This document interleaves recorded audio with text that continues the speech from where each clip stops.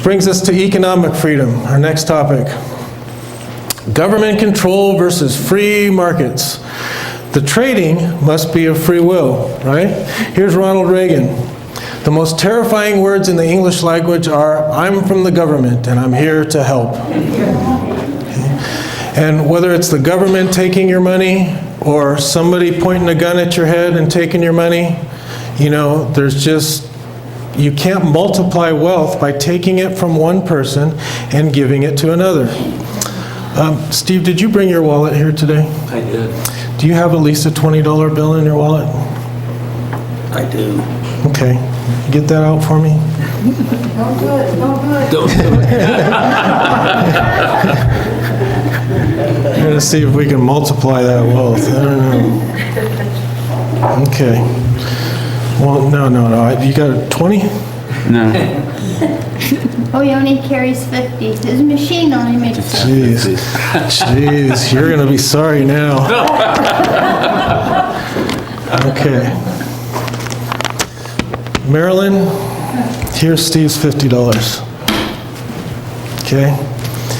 Now, I took Steve's $50, gave it to Marilyn. Was any wealth created in that transaction? No, Marilyn. Yeah. How'd you feel about me giving your money to a complete stranger? You're from the government and you're Here to help. Okay. Now, let's do something different though. Let's say we got this desk here. I need a desk. You're a desk builder. You go out and for $25, you get all the materials, you build it, you sell it to me for $50. I buy it to you for $50. Was any wealth created in that transaction? Yeah, was value created for me because now I have a desk, and value created for you because all of you guys are sitting at desks? Absolutely. Okay, so that's how wealth is created. Wealth cannot be created by taking from one person and giving to another. Moving money or property from one person to another is a zero-sum game. Now that's okay when it's done voluntarily with charities. That's perfectly fine. What we're talking about is involuntarily taking from one and giving to another. So in a free market society, can the pie get bigger? Yeah, it can, of course, with ideas, and start creating and building. Now, back in 1862, during the Civil War, the U.S. federal budget was about $530 million. In 2010, that number was $3.55 trillion. That's $3,550 billion. It's about 7,000 times more. Now, does that mean, in very general terms, just as a milestone, that there is 7,000 times as much wealth in America today as there was back in 1862? Yeah, it absolutely means that. The population of America today is only about 10 times what it was then, but the country is unimaginably wealthier. In 1862, the city that I live in, Los Angeles, looked like this.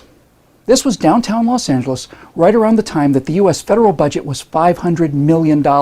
Today, Los Angeles looks like this. Now, if wealth is limited, where did all this stuff come from?